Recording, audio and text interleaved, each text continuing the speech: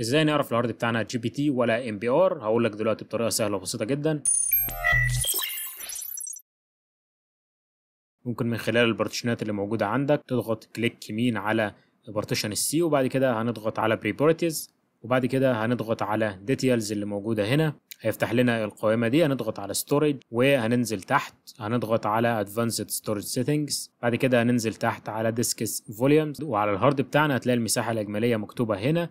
هنضغط على بريبورتيز، وبعد كده هننزل تحت هنلاقيه كاتب لنا الهارد بتاعنا صيغته جي بي تي. وفي كمان طريقه غير دي هتيجي هنا في ستارت، ده في ويندوز 10 او ويندوز 11 او في اي ويندوز تقدر تعمل الطريقه اللي هقول لك عليها دلوقتي، وهي اننا هنبحث في ستارت عن فورمات. بعد كده هنختار كرييت اند فورمات هارد ديسك. بعد كده هنضغط هنا كليك يمين، وبعد كده نختار بريبورتيز، وبعد كده نضغط على فوليومز. هيجيب لنا ان الهارد بتاعنا جي بي تي زي ما كان ظاهر معانا في الاول. ما تنساش تعمل لايك، تشترك في القناه، وتفعل الجرس علشان يوصلك كل جديد.